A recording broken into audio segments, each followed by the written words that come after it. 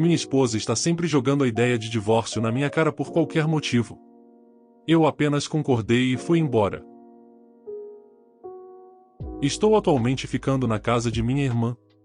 Minha esposa e eu estamos juntos há 5 anos, casados há 4. Nos conhecíamos há anos antes disso. Temos um filho que está com 4 anos. Sou o principal provedor da casa, já que ela é uma dona de casa que decidiu não voltar a trabalhar. Durante o último ano e meio, temos tido discussões cerca de 1 a 2 vezes por mês. Só para deixar claro, eu ajudo com nossa filha, limpo, cozinho e participo da vida delas.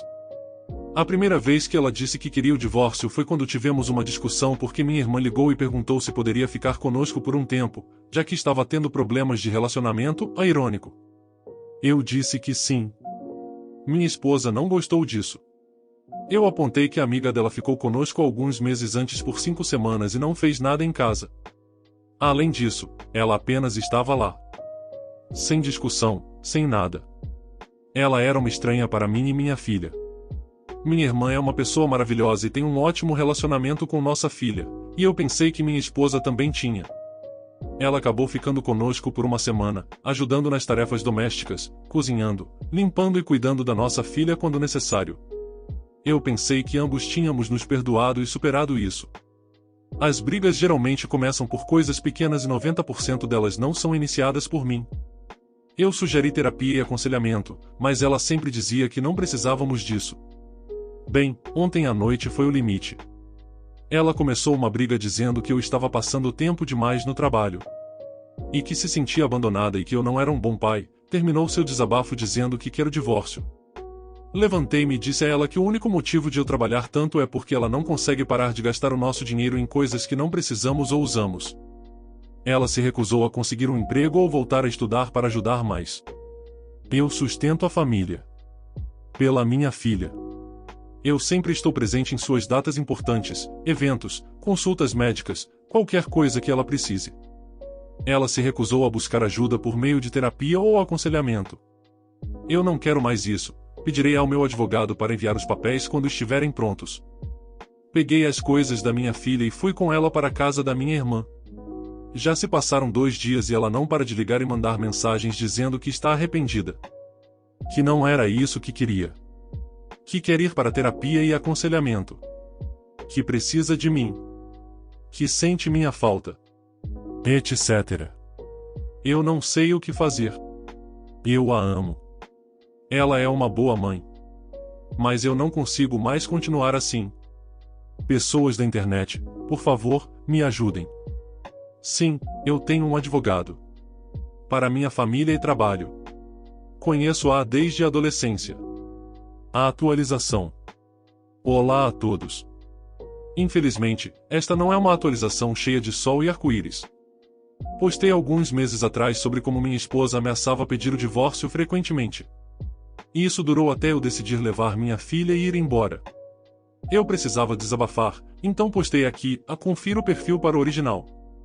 Para esclarecer algumas perguntas que recebi, vou me referir a um dos meus comentários na minha postagem original. Quero destacar algumas coisas que parece que foram ignoradas ou não observadas. Eu faria tudo de novo se fosse necessário, inclusive levando minha filha. Eu incentivei ela, a minha esposa, a sair, procurar um emprego, encontrar um hobby, fazer novas amizades e fazer algo, qualquer coisa. Sugeri que ela procurasse ajuda profissional, mas ela não quis ouvir ou considerar nada do que eu propus. Ela apenas dizia não. Ou que ela não era o problema. Minha filha é minha prioridade. Eu não discuto com minha esposa na frente dela ou por perto dela. Eu cresci em um lar desestruturado. Já estive na posição de ver meu pai se zangar com minha mãe. Minha mãe foi embora, e meu pai descontou em mim. Eu não quero isso para ela de jeito nenhum.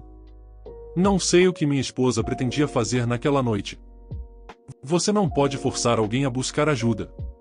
A pessoa tem que querer. Realmente querer. Se você forçar alguém, essa pessoa só vai fingir para parecer que mudou. Eu não sou inocente nisso. Mas eu não posso criar minha filha fazendo ela pensar que esse comportamento é aceitável.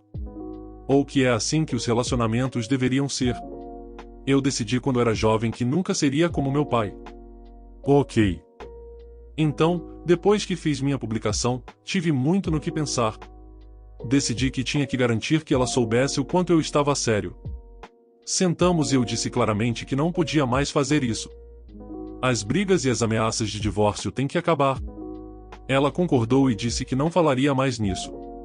Eu disse a ela que na próxima vez que isso fosse mencionado, seria a última. Concordamos em fazer terapia de casal. Foi uma revelação. Coisas foram ditas, sentimentos foram expostos e opiniões profissionais externas nos ajudaram a entender um ao outro melhor. Após algumas sessões, achei que estávamos melhorando. Ela começou a se esforçar mais. Ela procurou e conseguiu um emprego. Fez alguns amigos e adquiriu um hobby. Isso foi até que uma discussão começou porque tínhamos planos para nossa filha que ela não viu e não pôde cancelar os outros planos que havia feito com alguns novos colegas de trabalho. No que considerei o final da discussão, ela disse em voz baixa: "Eu sabia que casar com você foi um erro." Olhei para ela e o que mais lembro é de como não reconheci a mulher que estava ali. Ela parecia diferente aos meus olhos. Não sabia quem era a mulher à minha frente. Pedi que ela repetisse. Ela disse: "Eu deveria ter te deixado anos atrás." Saí andando e levei minha filha para os planos sozinhos, só nós dois. Acabei dando entrada no pedido de separação legal. Dentro dos termos que ambos assinamos estava algo do tipo que, enquanto separados, ainda seríamos legalmente casados e não nos envolveríamos com ninguém durante esse período. As finanças seriam separadas, mas as contas permaneceriam como estão atualmente. Eu ainda pagaria o seguro pelo trabalho. Outras coisas que estavam ali incluíam a continuação das sessões de terapia, tanto individuais quanto para o casal. Eu iria morar com minha irmã, e teríamos guarda compartilhada de nossa filha, 70 a eu, 30 a ela. Um dia, quando estava com minha filha, precisei que minha esposa a levasse. Avisei há uma semana antes, e ela concordou. Na manhã daquele dia, às 7h30, fui deixá-la em casa e notei um carro desconhecido na garagem. Meu primeiro pensamento foi: ela deve ter uma amiga visitando. Toquei a campainha, por respeito, mas ainda assim estranho tocar a campainha da própria casa, e esperei com minha filha, quando um homem sem camisa, de cerca de 20 anos, abriu a porta e perguntou quem eu era e o que eu queria. Pedi para falar com minha esposa, ele a chamou e ela apareceu de hobby, com uma expressão que passou de curiosa para chocada, horrorizada e triste. Não preciso dizer que em 3 meses, quando a separação legal terminar, vou pedir o decreto de dissolução do casamento. Minha filha está segura, ela não entende o que está acontecendo, além do fato de que papai e mamãe não estão felizes um com o outro. Como mencionei acima, ela é minha prioridade. Acho que acabei fazendo a única coisa que nunca quis fazer. A única coisa que prometi a mim mesmo que nunca me tornaria. Mas acho que não pude evitar. Acabei sendo como meus pais. Não sei como é um relacionamento saudável. Espero apenas poder mostrar todo o amor que tenho por minha filha e criá-la da melhor maneira possível. Obrigado pelo apoio, comentários, amor e críticas. Zombar da morte da minha mãe? Eu te falirei. Minha agora ex-esposa Kate e eu nos mudamos para um apartamento em 2010. A casa, no geral, era uma townhouse renovada, dividida em 2 lados, com 2 apartamentos na parte de baixo e 2 apartamentos no andar de cima, com endereços terminando em 126 e 128 respectivamente. Eu não era muito fã do apartamento, pois era um prédio muito mais antigo do que eu já havia morado, mas rapidamente me adaptei aos rangidos de madeira durante a noite. Na primeira visita, percebemos que o único problema era que havia uma depressão no teto do banheiro. O proprietário, Jay, prometeu que arranjaria isso o mais rápido possível. Um ano depois, exatamente no dia em que nos mudamos, houve um estrondo alto às 4 da manhã. O teto do banheiro desabou e havia ladrilhos e madeira espalhados pelo chão e na banheira. A Kate, que geralmente era mais agressiva, enquanto eu era mais passivo e tranquilo, ficou ligando para o Jay o dia todo. Quando ela conseguiu falar com ele por volta das 21 horas, explicou o que aconteceu e insistiu que fosse consertado imediatamente. Jay refutou, gritando que sua namorada era advogada e que ele não precisava fazer nada. Foi aí que me irritei. Saí para fumar um cigarro e ligar para ele. Simulei uma postura relaxada e, inicialmente, ele tentou conversar comigo como cara e continuou dizendo: "Cara, vou mandar alguém aí, mas vai levar algumas semanas." Quando ele não conseguiu me convencer assim, começou a gritar sobre sua namorada e o conhecimento dela sobre a lei. O que ele não sabia é que eu havia lido as leis do inquilinato do meu estado e, então, enquanto ele tentava mentir, eu esperei ele terminar e recitei a lei que dizia que, se um apartamento fosse considerado inabitável, então o proprietário precisaria pagar para que o inquilino ficasse em outro local até que fosse resolvido, o que significa que ele teria que pagar por nossa estadia em um hotel de nossa escolha todas as noites até que o teto fosse consertado. Ele tentou dizer que nosso vizinho de cima, Phil, era o zelador, mas não tinha certeza se ele poderia chamar ele naquela noite. Me colocou em espera, voltou alguns minutos depois e disse que Phil e sua namorada estavam fora do estado. Toquei a campainha de Phil e perguntei, com Jay no viva voz, se ele havia sido designado como zelador. Ele riu e disse, e não.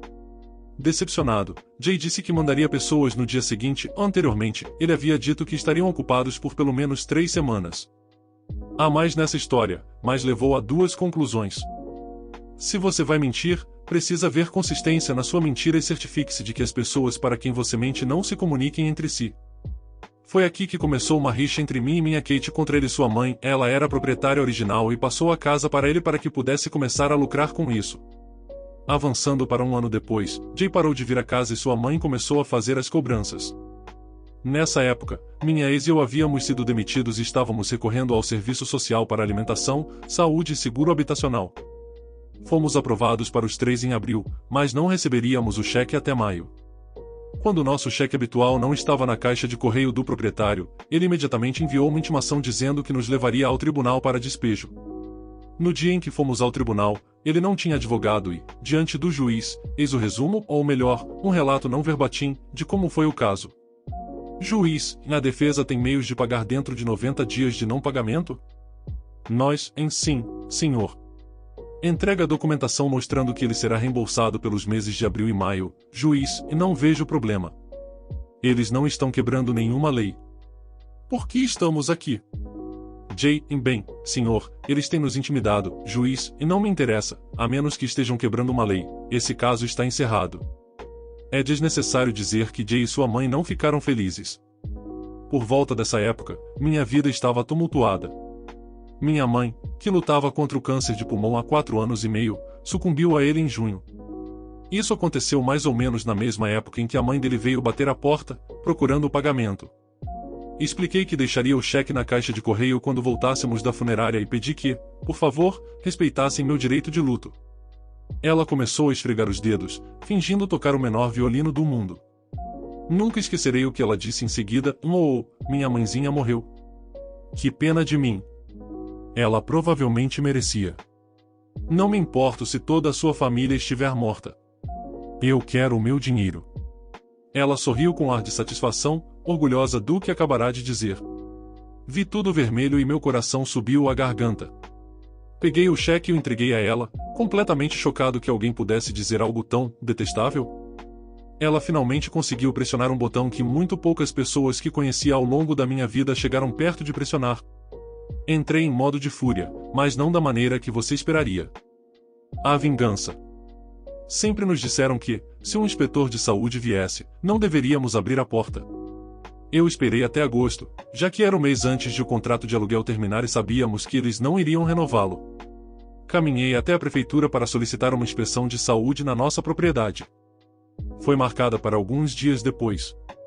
Agora, é importante saber de algumas coisas. Eu era amigo de todos os inquilinos. Phil havia se mudado com sua noiva, mas a nova inquilina era uma garota realmente legal da minha idade chamada Dani. Tom e Anna, que moravam do outro lado do andar térreo, se mudaram em julho e Jay ainda estava procurando quem ocupasse o lugar. A única que queria ficar fora disso era Rose, que morava no apartamento superior direito. Eu tinha recebido permissão e a chave reserva dela, para que pudesse deixar o inspetor entrar no apartamento da Dani, e sabia que poderia usar a escada dos fundos do lado direito para deixá-lo entrar no apartamento agora vago do Tom. Também sabia que Dani iria se mudar em setembro, um mês depois de Kate e eu. O inspetor veio e foi glorioso. Ele verificou o exterior da casa primeiro, notando que os fios estavam expostos, havia uma secadora velha e vazia junto com outros objetos estranhos no quintal. Levei-o para dentro pela entrada compartilhada e, como esperava, ele percebeu que a última inspeção data de 1994, 18 anos atrás. Isso significava que, por cada ano sem inspeção, haveria multas correspondentes. No nosso apartamento, havia mofo preto crescendo no nosso banheiro e a bolha no teto tinha começado a crescer novamente para proporções problemáticas. No andar de cima, o apartamento da Dani estava sofrendo com vazamentos no teto e parecia que o teto do banheiro dela também estava prestes a desabar. Depois fomos ao porão. O boiler estava à beira de uma explosão, havia itens inflamáveis junto com gasolina e um pacote de fósforos bem ao lado. Duas coisas que eu não sabia eram: a porta corta-fogo que separava os dois lados não fechava completamente, tornando-a inútil. Para ser honesto, nunca tinha ouvido falar de uma porta corta-fogo até aquele dia. Do lado direito, a parte 128, do porão havia um vaso sanitário. Um vaso que havia estourado. Ele tinha coberto as paredes ao redor e o vazamento nos impedia de subir para o andar pelo lado direito. Todo o tempo, o inspetor estava fotografando e escrevendo incessantemente. Saímos e ele disse que precisava voltar. Quando perguntei por quê, ele disse que tinha acabado o espaço para anotar todas as infrações. Ele havia preenchido a frente e escreveu uma página inteira no verso. Perguntei, gentil e dissimuladamente, bem, quanto custará agora? Ele coçou a cabeça e disse, em cerca de 20 a 30 mil pelo que posso ver, mas provavelmente será mais, já que essa casa nunca teve licença para ser dividida em apartamentos. Agradeci a ele e ele voltaria com o inspetor do condado. Já tínhamos nos mudado quando isso aconteceu, mas pedi que me enviasse uma cópia com a lista de violações para o meu novo endereço. Então, nos mudamos no final de agosto, mas recebi atualizações da Rose. Como ele era o atual proprietário, devia todas as multas atuais e ninguém novo poderia se mudar para os apartamentos vazios até que tudo estivesse de acordo com as normas. Como 3 de 4 estavam vagos, ele estava perdendo 4.500 em aluguel potencial. Ele devolveu a propriedade para sua mãe e teve que declarar falência. Agora, vem a outra parte. Toda vez que um inquilino antigo saía e um novo entrava, deveria ser feita uma inspeção. Agora que todo o fardo financeiro recaía sobre ela, eles consultaram os registros e ela foi multada cada vez que quebrou essa regra, 750 por vez. No final do ano, Rose se mudou, então o lugar estava perdendo muito dinheiro. Fiquei sentado, orgulhoso do que tinha feito, e deixei pra lá. Haha, não, dane-se isso. Eu não estava nem perto de terminar ainda. Senti que havia destruído Jay, mas meu verdadeiro alvo sempre foi sua mãe.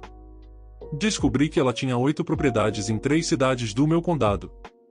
Fui a cada uma delas, conversei com os inquilinos e disse que era um inquilino preocupado de outra propriedade e perguntei se eles tinham algum problema com seus apartamentos.